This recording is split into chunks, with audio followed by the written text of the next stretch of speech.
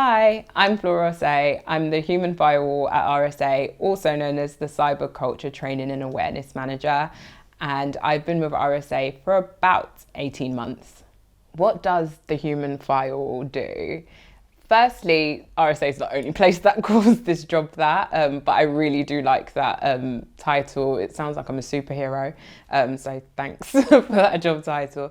So essentially, in a nutshell, what my job is to teach our biggest vulnerability, which is our people, ways to behave in a secure way so that bad guys don't have a way into RSA.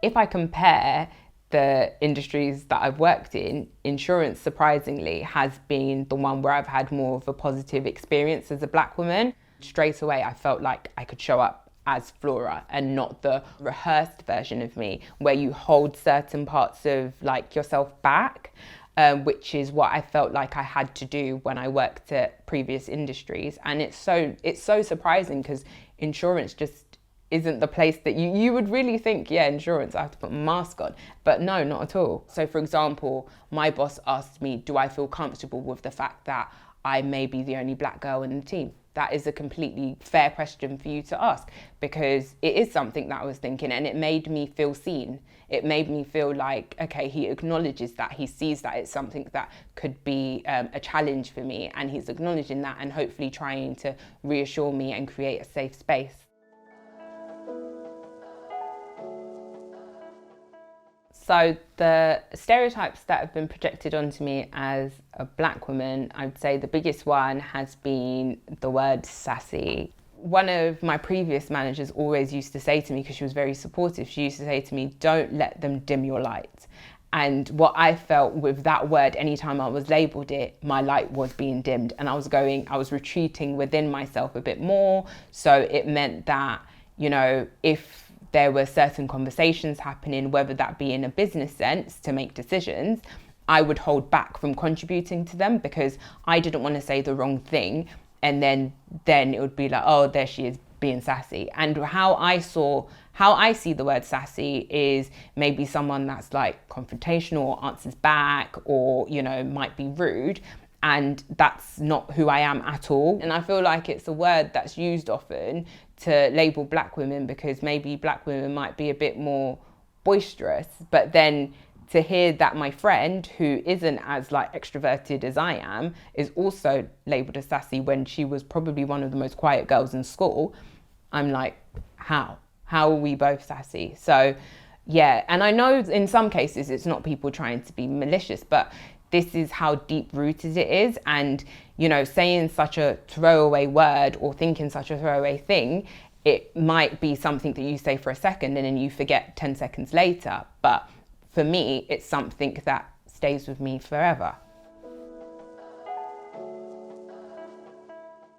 So some of the microaggressions that I've experienced in work, for example, this one has stuck with me. I was at a previous role, we were talking about Christmas. So I love Christmas, I really do. But the only thing that grinds my gears a little bit about Christmas is Christmas music, which is controversial.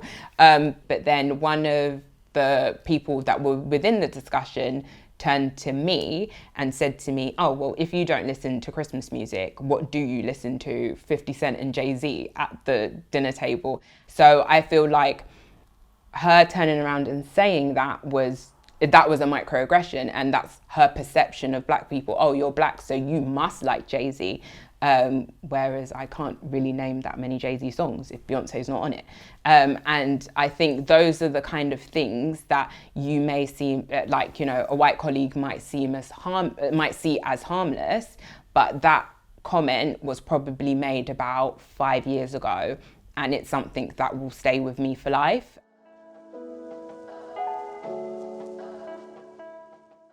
In my opinion, if the insurance industry wants to get more black people, more black women within the insurance industry, we need to show progress. So it's not a tick box exercise. It's not a case of, oh, let's get in all of these black graduates or whatever and then leave them at beginner level, leave them at the bottom of the food chain. give us the same opportunities, push us to join different programs, give us the mentoring that we need. By showing that progress, because it's great, fine, you got us in through the door, but what happens once I am here? What do you do next? How do you progress me? Am I going to stay at the level that I'm at for the whole time I'm here? Or will I be promoted? Will I get the same opportunities as some of my white colleagues might get? And I think RSA does that really well, because we've got a bunch of different programs to support different people at different levels. So I believe we've got Enable Me, which we made within partnership with our employee resource group Reach, which really advocates for Black people within RSA and, you know, progression and all of the topics that matter to us. And then also we've got Step Forward, which is for level 4 females to help them gain sponsorship. RSA have an excellent apprenticeship scheme. So I'm studying for my cyber level 4 it's called the Cyber Technologist apprenticeship, which I'm doing for the next year with a company called QA. So I worked with Claire Connor within the HR team to get myself on board and to make sure the apprenticeship was the right thing for me and it matched up with where I wanted to go in my career. And also, I talked a lot to my boss because I needed to make sure that what I'd be learning within the apprenticeship could be applied with my current role and with future roles that I aspire to go into. But yeah.